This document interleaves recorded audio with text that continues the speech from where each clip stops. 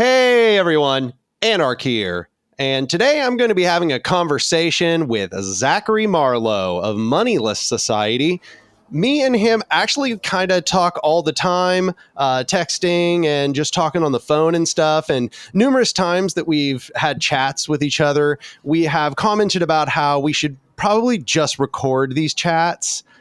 Because so many of them could just be taken and then directly uploaded to either of our channels, which I guess means that I should mention that Moneyless Society that I mentioned from just a moment ago is actually a YouTube channel as well as a larger organization. And Zachary here is actually one of the most operative members in maintaining that YouTube channel. He does lots of interviews with all kinds of really important people. And you should go over there and take a look at some of the stuff he's uploaded.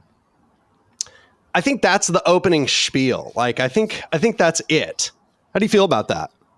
I feel like I'm always calling you up and I'm like, Daniel, I'm feeling an impulse toward hierarchy. What do I do? Or like what the fuck is these people's problems? Or like the big question, the perpetual question, like what is the left? Like what the fuck are we doing? Like what's going on in the world right now where all of these contradictions are sharpening? The contradictions are sharpening. They're sharpening. The memes are getting danker every day. More people are aware and radical, and like nothing is happening. And that's like perpetually the question is like, how do we get out of like these ideas, which are nice or sometimes not, and bring them into like something that we're actually doing, you know? Something that exists, something that is like has a beating heart and is growing and evolving and becoming and actually challenging and shaking the the cages that we're all stuck in as the world literally burns and drowns and floods around us, and like coffee costs $20 and a house is forget about it, and we got 20 roommates, and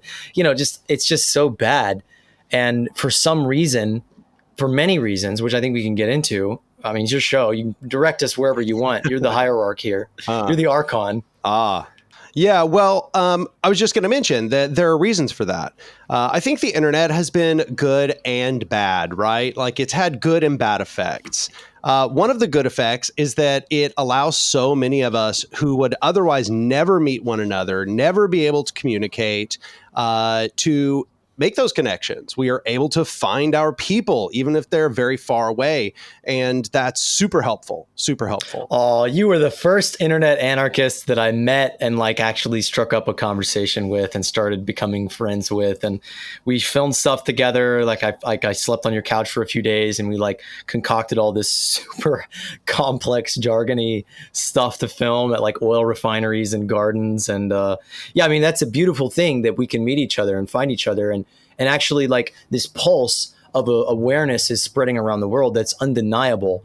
But I think we're really stuck in this sort of ism schism and just the basic like plague of idealism where not that like things could be better, that is that kind of idealism, but like basically where we're just stuck in people thinking theory is everything, or basically that like when enough people self-identify as the right brand of like leftoid, then the revolution is just going to magically occur. Or like once all the meme accounts hit 1 million followers, like then the revolution happens. Like it's just not how the world works. Yeah. And that kind of leads me to what I was going to say. There's ups and downs to the internet, and the ups are what we just said, right? The downs are that I think it gives people, it's too easy for people to find their echo chamber. And so maybe sometimes they don't really take seriously what's necessary to actually convince large groups of people to act, right? Like what's actually necessary to go out into the world and empower the people. Like, what do you actually have to do to get that done? And I think when you're on the internet and you're always in an echo chamber, you spend all of your time critiquing all of the minor differences that y'all have from each other. And these come to seem like they're enormous differences. So that when the time comes that you actually have to go out into the world and enact your praxis, well, all you've done is just think endlessly about what you think about a bunch of different subjects. You just got a bunch of opinions, and that's it. All you've got is opinions. They don't ever actually act out into the world. And you're right to note the word idealism, because that's precisely what is taking place in this critique of idealism and utopianism that we see from Marxists. And it's actually part of their critique that I agree with, and I actually do think those impulses, insofar as they manifest in the world, lead to us being ineffective and not being able to get anything done as revolutionaries. So what's the solution? Well, the solution is hard work. And that is, you got to actually go out into the world, meet people where they're at. You have to build these power structures. You have to build the means by which people are actually going to be empowered in the real world. And that requires the development of a collective interest. So this phrase gets used by Murray Bookchin, but it's been used in a bunch of different contexts. A collective interest is obviously exactly what it sounds like. It is an interest that an enormous collective of people hold together.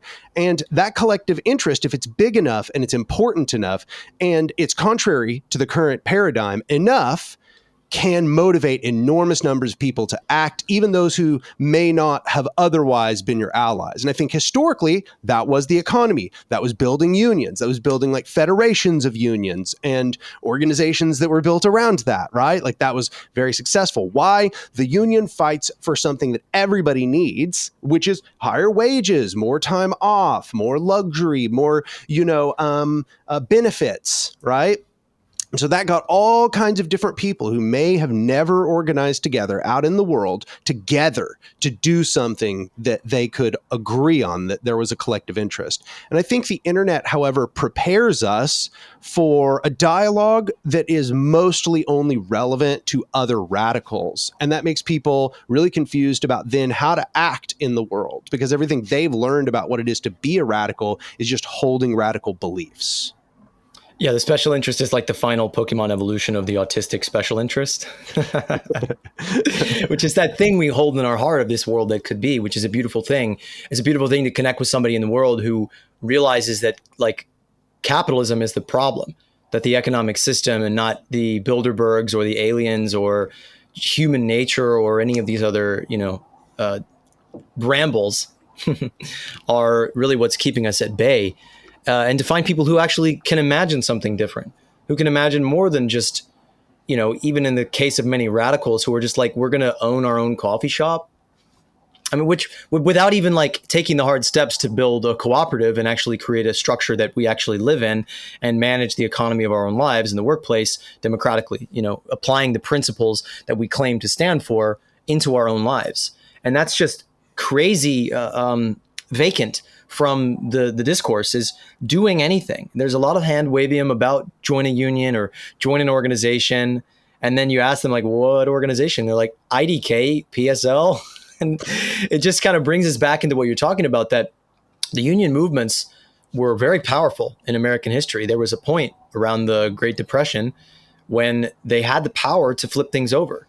And I've been reading recently about this Popular Front strategy that circumvented or the sort of the rank and file bottom up movements in this sort of trickle down communism or socialism, whatever you want to call it, that came down from the international communist parties and the American Communist Party and the Soviet Union as an international front to basically blunt revolutions autonomously occurring, to sort of steer them, as the vanguards claim is their purview, into reform, into basically making them more compatible with the capitalist establishment, to allow good old Stalin to build socialism in one country, which was his term. And so we're seeing, again, the rise of the vanguard and the rise of authoritarian leftist iconography and aesthetics and Soviet flags and, red shirts and all that stuff.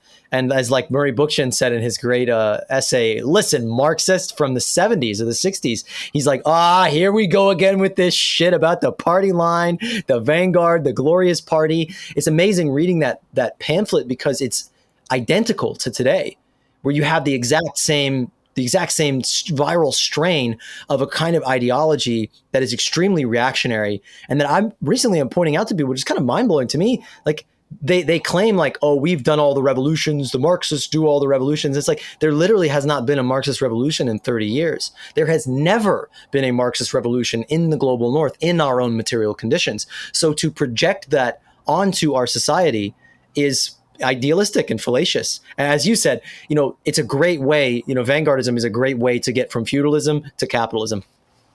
Yeah, exactly. And I think that's what a lot of people don't understand about that method and its context and why it worked. It's because they were just doing Bonapartism, right? And they even said as much. They even said they were inspired by the tactics of like Napoleon and the French Revolutionary era.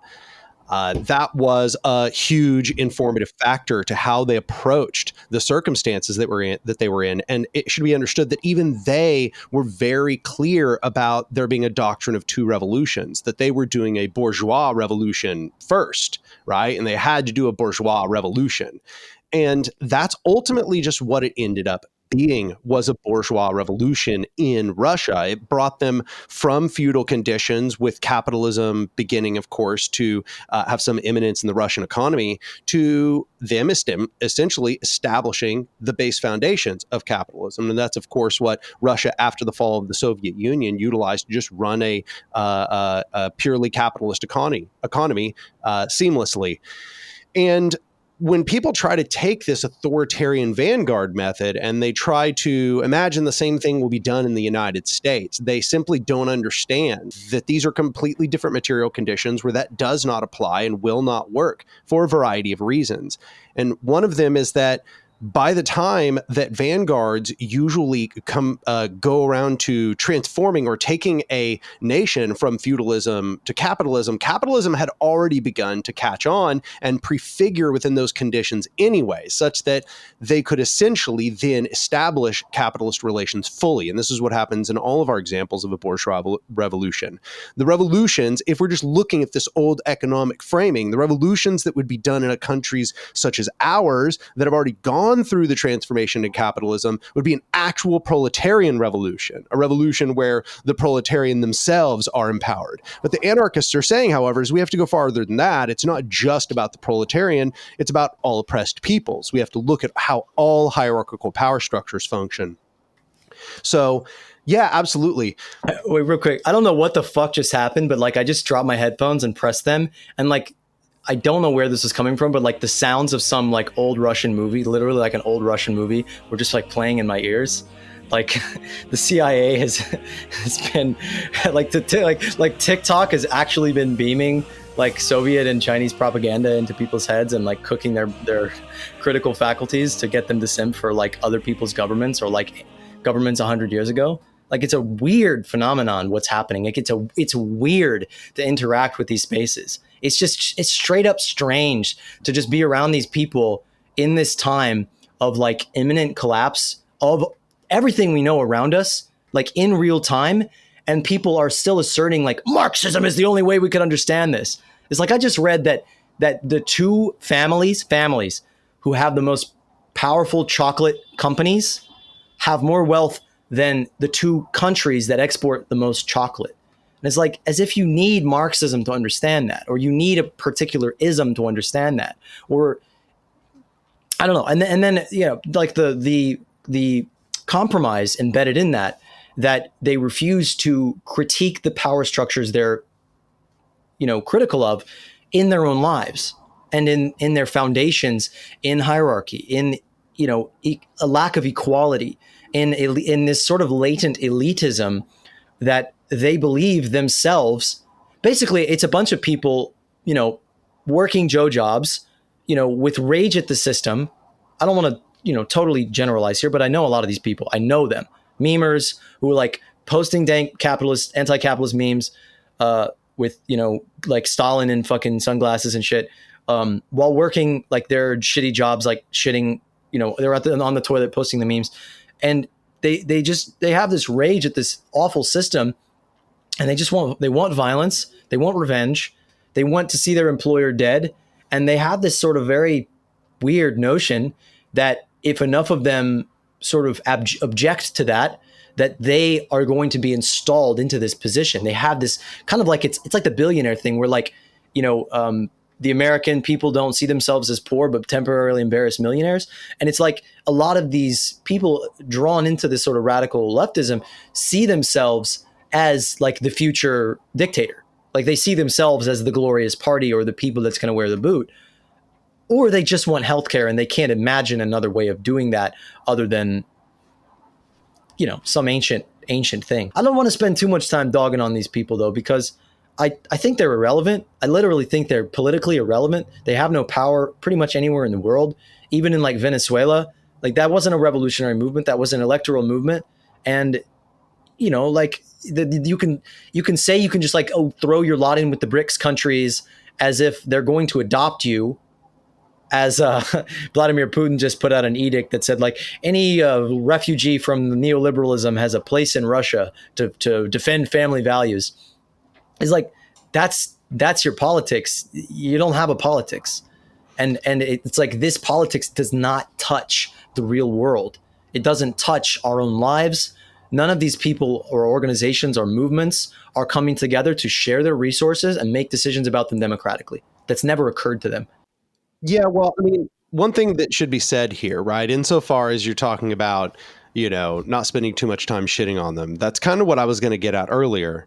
One thing I was going to say was that, this whole thing where we get stuck in cyclic arguments about what should or should not be done and what kinds of ways that things are going to be structured in the future and all of these particular details. I'm not saying that they don't have value, because I think they do. I think people become educated and educate others in the process of having these discussions. But I think what people probably don't understand is that what is actually really going to determine the future, what happens in the world, is what we do in reality. It's what we act out as people in our environments. What is actually going to make a difference is what gets built in the world and what can be demonstrated to do what needs to be done, right?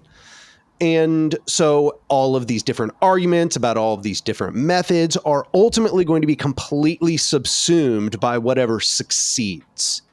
And so if you want to see what you claim you want in the world done, then you should go about trying to build it so that there are actual clear demonstrations of its viability in the world. What is that quote? There's a law or a systems rule, and it's something about how every complex system originates from a miniaturization of itself. It is always instituted at the smallest scale first before it scales up to the total size of a system. Yeah, and when you try to institute a complex system over an existing system, it usually fails.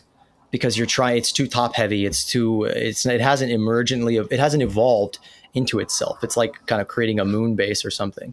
It's like building in Israel in the Middle East. It's just not going to fly.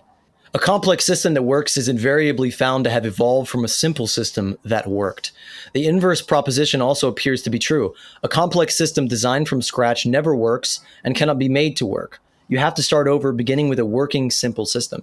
And so that brings us into the prefigurative mandate, or the essence of what prefiguration is, the need that we have in this moment to start building something and let it evolve from our own natural context. And I think it's like idealism at its core in the Marxist or the sociological construct is like material conditions and social structures and systems, reinforcing feedback loops, create the world that we live in, not ideas, not somebody saying, I declaratively state that I am a Marxist or that I am doing a revolution, like Michael Scott declaring bankruptcy by just yelling, I declare bankruptcy. Like, we're just going to declare a general strike, or we're just going to declare a revolution. Like, if enough of us just, crowd ourselves outside of the White House, like it's a fucking new iPhone or a Star Wars premiere, like they're just going to bend to our will. That's just not true. And we've seen the failure of that again and again and again. And what's that guy writing that book? It's called If We Burn, the Lost Protest Decade or whatever, which is a book about how we've had, massive historic numbers of protests in the last decade, but we haven't had a revolution or a regime change. And a lot of people will use that book to be like, it's because we weren't hierarchical enough. It's because we didn't have the vanguard party. And if all these people had just coagulated and coalesced into what one party says is the thing to do, it just doesn't really understand that like we're in a fundamentally new era and we need to adopt a new politics emerging out of like the new chapter that was the Arab Spring, and to basically enter into this platformist sort of way of thinking where well, it's like platformism and syndicalism. These are all terms that we're like begging for the internet to exist, where we can syndicate what we're doing, where we're creating actual platforms for ourselves to organize on that span beyond our individual, local neighborhood or whatever. But also we need to start things at the neighborhood level. And we need to use technology to be able to create this sort of cosmo-local scaling system and create these holonic systems that scale outward into more and more complex systems. And holonic means holon is a part that contains the whole. And so holacracy is an iteration of actually an anarchist. I interviewed the creator of that system. He called himself an anarchist. He was an anarcho-capitalist, but it's okay. He's doing good work. He's changing the structure of the workplace to be less hierarchical, to be a more horizontal system. Whereas I like to talk about it as in sociocracy, it's kind of a waveform. You go up into your role and you have autonomy to do what you do, and then you go back down into consensus. When you go into your role where you have autonomy, you go back down into consensus. And so we need to create this holonic sort of fractally scaling system where our movements are originating in the bioregional, localized context, culture, ideas, attitudes, vibes of where we live and the people that we're around, the people that are here with us, that share the physical conditions, the material conditions of where we at in the world, and then to scale them up into larger and larger confederated systems. Yep, that's exactly how it has to be done. And it's because of that systems law that we just mentioned a minute ago, right? Gall's law basically states that any complex system has to come from a smaller version of that complex system. So yeah, systems theory comes a lot out of ecology, out of Howard Odum and Eugene Odum, who were kind of some of the founding brothers of systems thinking. People like Buckminster Fuller were born systems thinkers, seeing things as an interconnected, holistic whole, seeing the whole Earth as one system, not as a bunch of discrete nation states and so on. Cybernetics is really, interestingly, and computing kind of all come out of ecology and this impulse to map the world and create these feedback loops where we make sense of things as a whole system, which has its foibles, but is ultimately the most sensible process that we have to make sense of the world.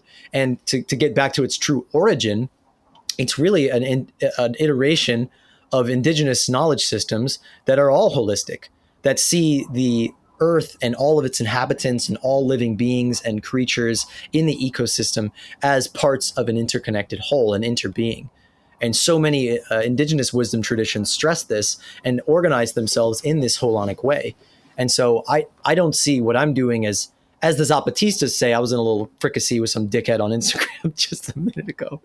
But where they were like, the Zapatistas aren't anarchists. And I was like, okay, well, China with its state capitalist mega machine and its highly imperial tendencies and its usage of militarized police to break up strikes is socialist, but indigenous peoples organizing themselves into horizontal cooperative societies based on consent aren't socialist or aren't anarchist. Okay, shut up. But anyway, there's a point there that the Zapatistas don't call themselves anarchists because they're indigenous peoples, and they're basically transliterating how they've always done things.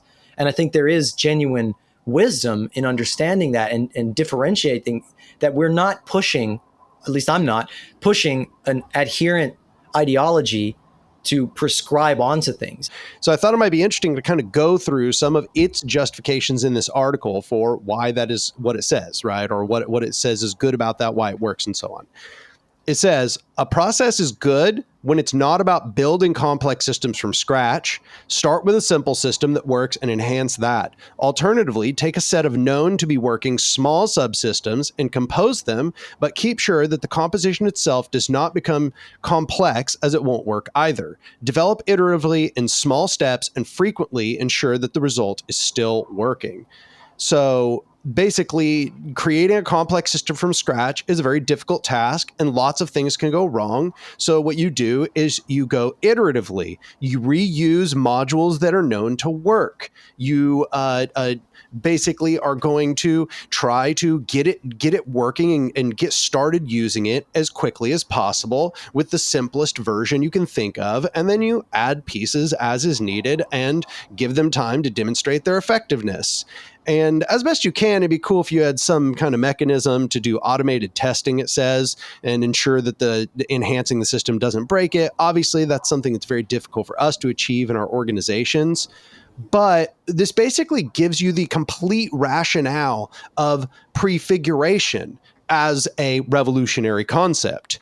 It is us demanding that we start at the smallest, simplest scale with demonstration of the mechanisms, and then iterate as we go into bigger and bigger conglomerations of the system, each step asking whether that complex agglomeration is working or whether it is breaking.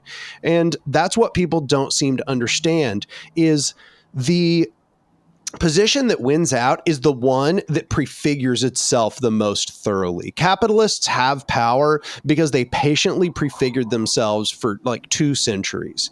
So if your ideology is going to work, it has to be able to prefigure itself at the smallest scale and then iterate upwards.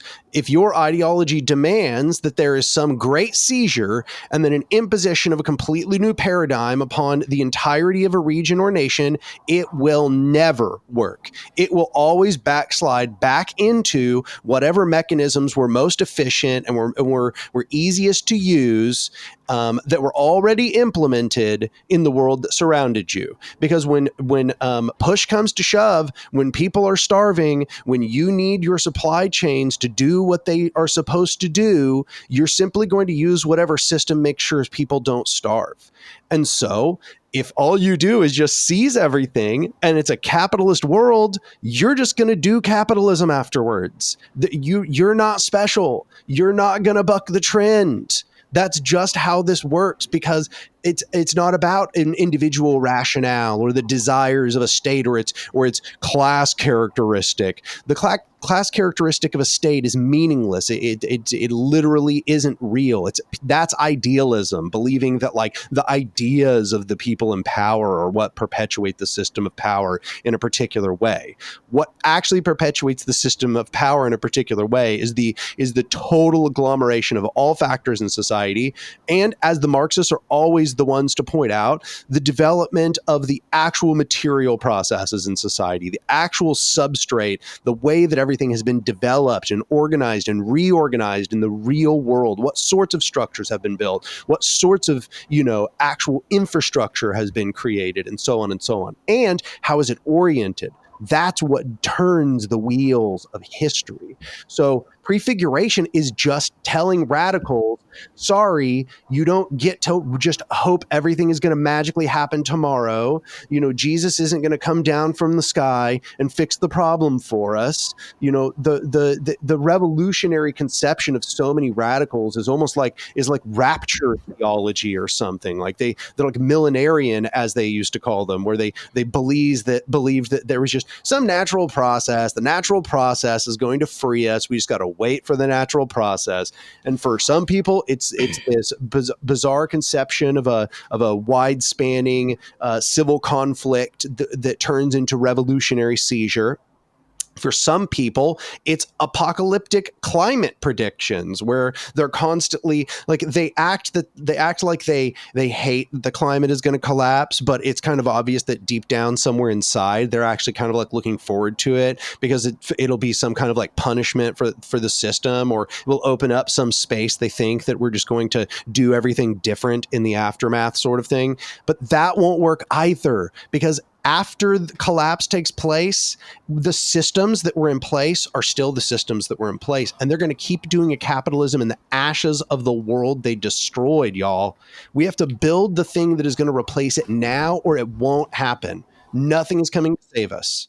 So, great rant. I was going to talk about how the smallest subset of the system we can create is the individual, and how this is something I preach a lot to people, that we need to be coming together with the people in our own lives, our friends and family, and reckoning with the cost of living and just basically collectivizing in the smallest form of saying, like, how do we come together and get out of this, my bank account, your bank account, my finances, your finances, and do things together, form tenants unions, housing co-ops, form worker cooperatives for our own economy, create platform co-ops, all this stuff. But I've got an interesting thought out of what you're saying, is that that's why I like talking to you, Dana, because we're always trying to get somewhere. We're not wasting our own time just jerking each other off, being like, we're both blah, blah, blah. We have correct opinions. And it's that a complex system needs to account for all of its parts, even the parts that it doesn't necessarily consent to.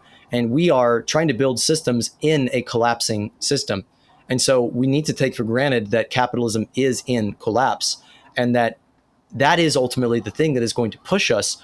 That is the momentum, the downward force of rocks falling, of water going downhill, that we need to not just think like, oh, the water going down that hill and the rocks falling is going to bring us a new world. But no, we need to understand how to capture that momentum and all the momentum of the contradictions that we're seeing and channel them into creating energy systems. Like I was just talking to my guy, Simon Michaud, about, prefiguring an entire fucking city, like as an engineered project, and all this radical alternative energy systems, like creating like a fucking storage unit sized thorium molten salt reactor to power an entire city, and using like our own waste to create our other power, and like desalinating water from the ocean and taking the salt and making batteries out of it, and just the bee's knees, the shit, the absolute shit we should be doing is engineering like how we would do that system. But it's like, I don't know why I went into that, but yeah, basically it's like the system is collapsing and we need to prepare.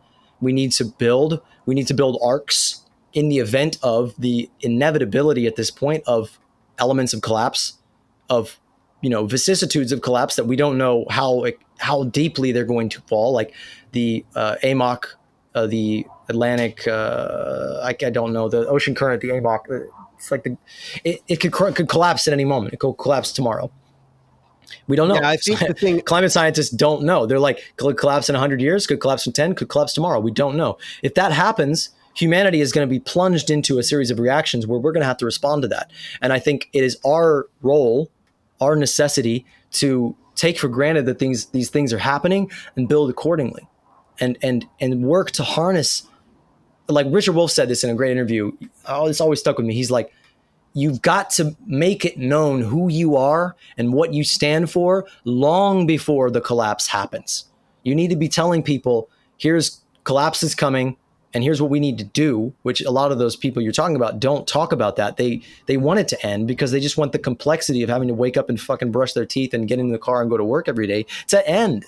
They want an end to the complication of capitalism, without even knowing that that's the cause. A lot of the time, a lot of these climate doomers are fucking illiterate. They're politically illiterate, sociopolitically, have no idea what's going on in the world.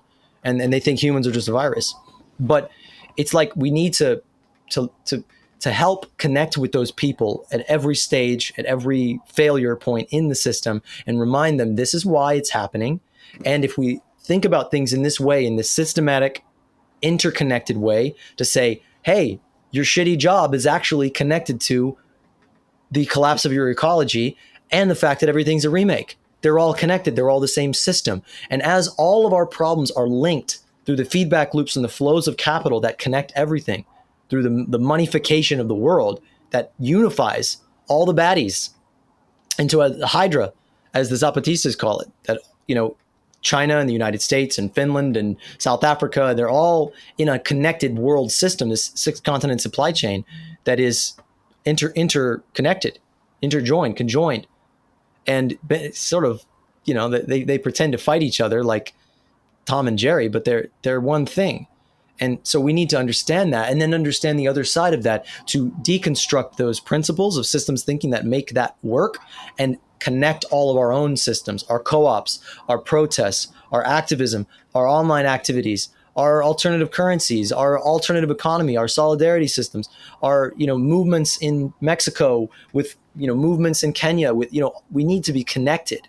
We need a system, and we need to move beyond the vibe shift of thinking the revolution is a vibe shift into constructing, designing, building systems. Yep, absolutely. And the thing is that that's hard work. A lot of people are not prepared for what kind of work that's actually going to be. And when I say they're not prepared, I don't mean that they couldn't do it. I believe most of the people who aren't doing it could do it. If they put their minds to the task and they endeavored properly towards a goal, they could achieve it. I believe that of 99.9% of my audience right now, for everybody that's listening right now, I believe you can do the things we are saying. But if you're going to do them, you need to accept ahead of time that they're going to be challenging. They're going to require you to learn new things. They're going to require you to be able to listen when people are teaching you things. They're going to require you to be able to humble yourself before people that you probably don't agree with on a lot of things, in order to learn from them, in order to organize with them, in order to make decisions together about how things are going to move forward. You need to learn to have conversations with normies, for the love of God. Stop treating everything like it's an echo chamber on Twitter. It's not.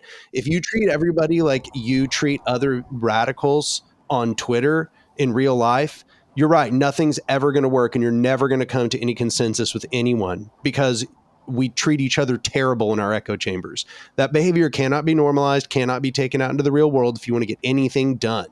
You need to learn to be a little more humble around people you don't know. You need to accept that you're going to disagree with them on a variety of issues, and maybe not think that they are evil people if they disagree with you on those things. Understand their context and where they've come from. And in that process, because it's going to be messy, it's going to be challenging, you need to understand that what you're looking for is to stoke the fire of that collective interest that he was just talking about, which is basically that anti-hierarchy, the recognition that the hierarchical system is all one unified world system, that it's all one piece, and it's against you. It's against the average person. And if they can be made to understand that, you might be shocked to find how much that normie with all those terrible opinions that piss you off, how fast they actually might start shifting, is if they can just recognize that fact. And if you can do the work of actually helping them connect with that fact. And it takes a lot of humility as well to realize that if you were inserted into that monstrous system, you would become what it is. Like, there's a great term in systems thinking of Stafford Beerism. The purpose of a system is what it does. And, you know, that's that incredible quote. I saw a meme that used that quote that was like above the McDonald's ice cream machines are owned by another company. So the McDonald's ice cream machines are always breaking down because their purpose is to break down and then be repaired by that other company for money. It's not to make ice cream. So the political system in America and around the world exists to block the will of the people and to absorb potentially radical elements and defang and neutralize them. Like, you know, AOC's making waves right now with their big fucking slam poetry, you know, hyped up bogus speeches where, you know, she's obviously lying. And it's very easy for us enlightened radicals to be like, oh, she's a grifter, she's full of shit, she's sold out. When it's like, you're not recognizing the sociological matrix that she's in, that it is an unnatural and alien condition to be a normal person, bartender with a fucking, you know, a little bit of elite training in the background, but nonetheless a more or less normal person put into massive overnight celebrity.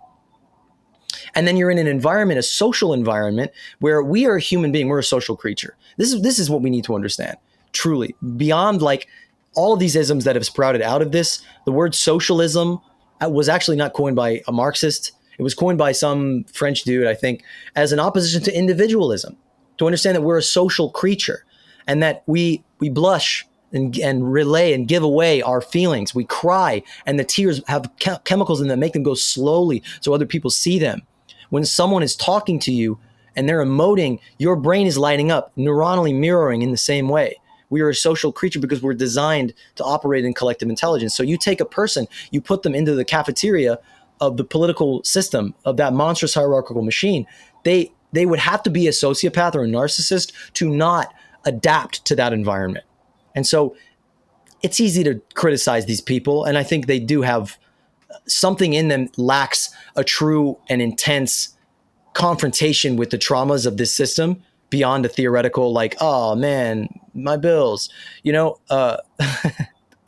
AOC's never been homeless and, had to, wait on hold for 3 hours with the food stamps line and listen to that screeching, horrible music, just destroy her DNA like I did this week.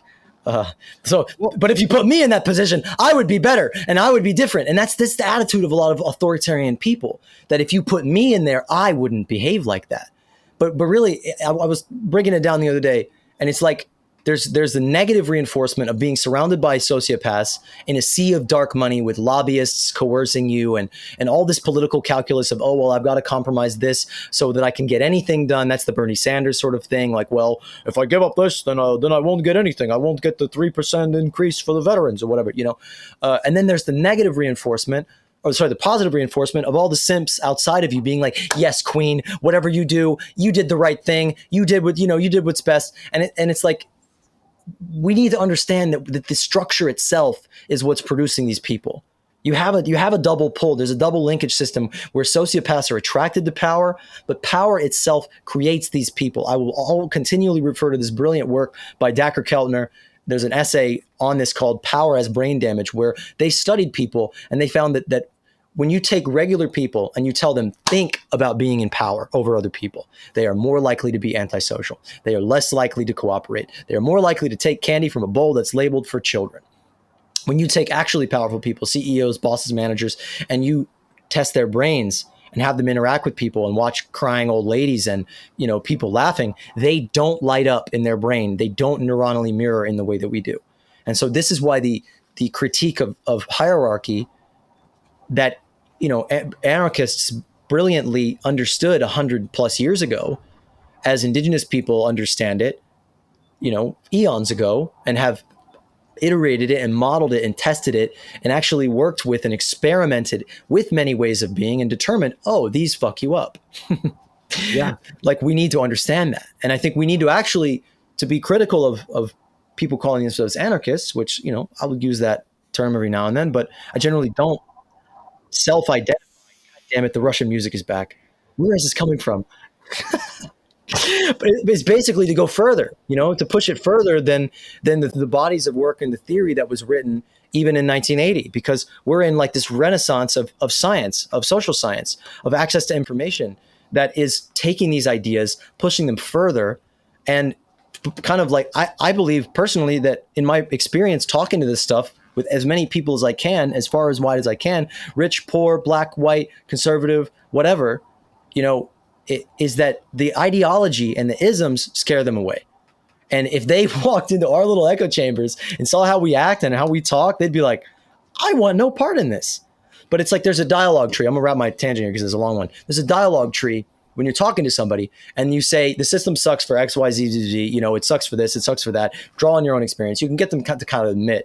But then they're like, but socialism failed. And you can be like, actually, you go back into history and it's fun to talk about the anarchists because nobody knows anything about them. And they're like, actually, the anarchists did this and it was fine, blah, blah, blah, blah, blah. But it's way easier actually to say that was the past. This is now. All of these isms were insufficient to solving our current problems. We need to create new systems.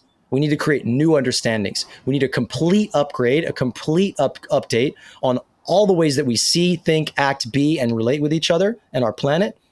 And then it invites people into a conversation of like, what's the world you would like to live in? Rather than being like, I'm right and you're wrong. Yeah, I think that definitely using all of the leftist jargon has a tendency to scare off normal people. And it's mostly because it's a mixture of things. It's a mixture of them having valid criticisms of the thing. It's a mixture of them not even knowing what the thing is and then making valid criticism some completely other thing. It's you then having to have a whole conversation where you define it and then you defend it, but you only defend it in the contexts that fit the definition and blah, blah, blah, blah, blah. That's something like worth doing under certain circumstances, but for the most part, it's easier to literally just talk about the things you are proposing, just like cut through the jargon and say, if by socialism you mean worker control of the means of production, say that, right? Say, I just think that workers should own and control their workplaces. I just think that there should be economic democracy, right?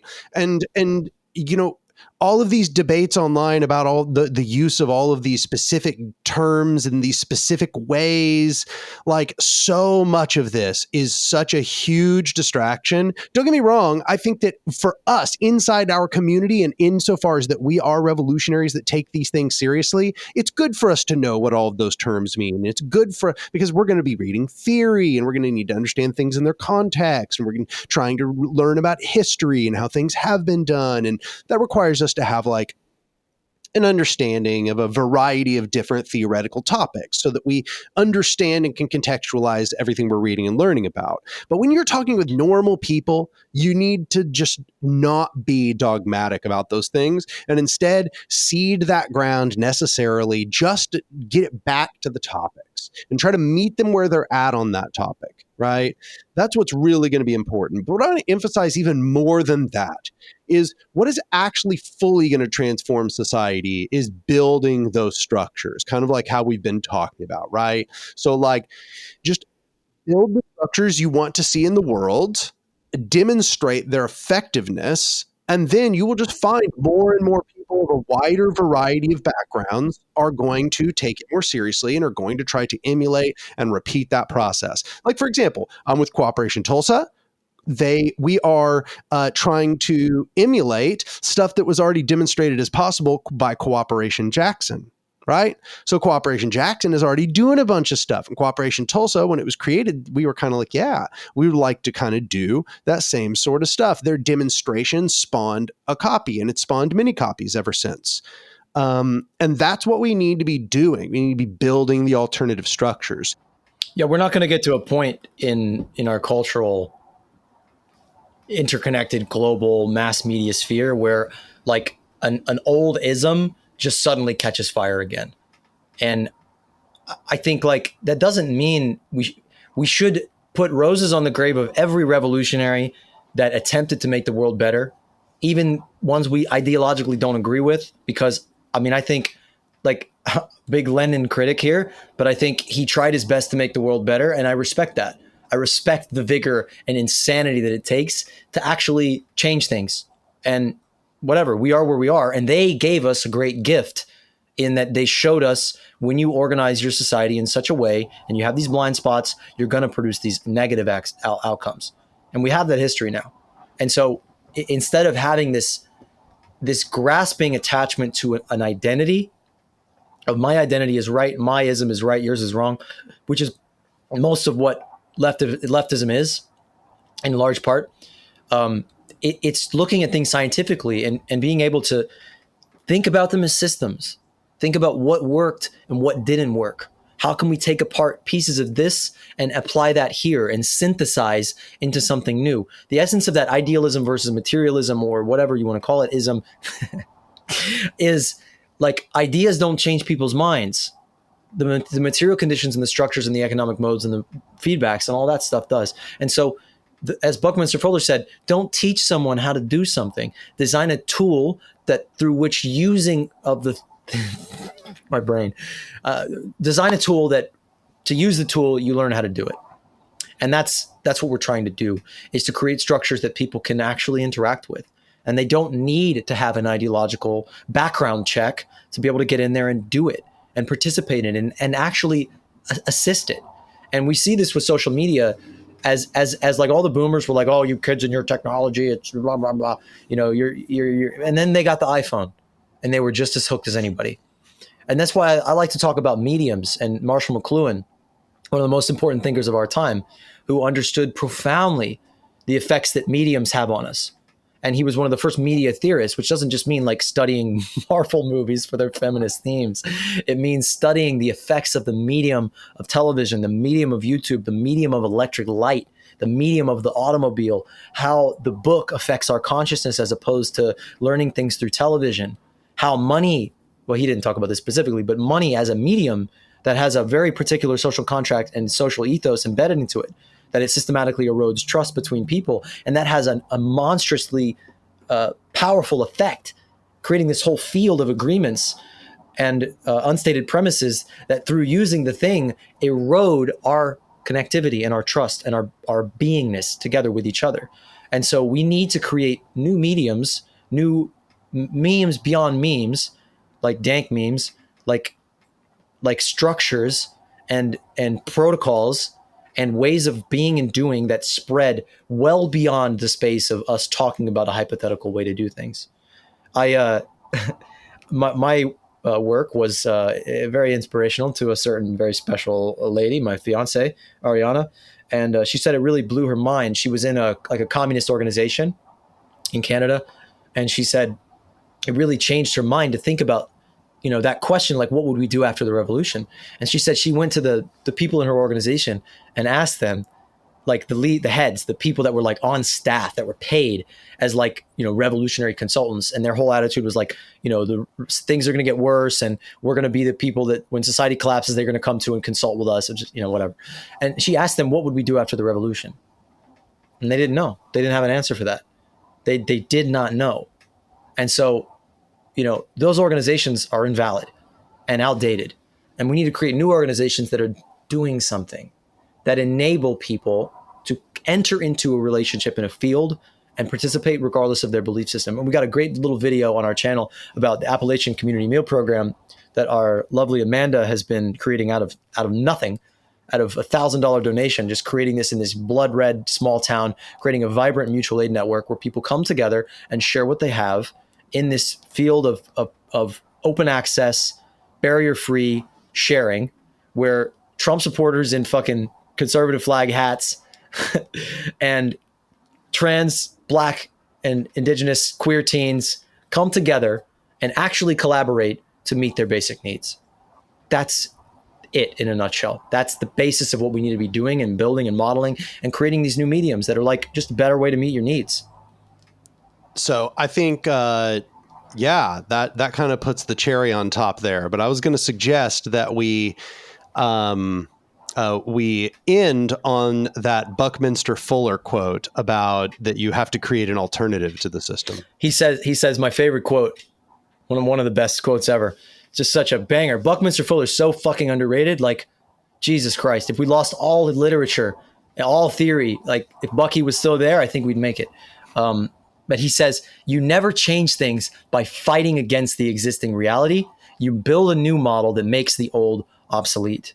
And that's our task. That's our job. We've got to build a new model that doesn't have it. It's not an ideology. It's not an ism. It's not an idea. It's something that has such substance, such suchness, that just is to such ferocity that it virally spreads around the world. And that's how capitalism spread. There was a rift in the old economic mode of production of feudalism, through the plagues and through, workers' revolts and all these reasons of the breakdown of old empires and old orders. And this new thing started happening that allowed people to prosper, that allowed people to gain power, that allowed, power to shift hands.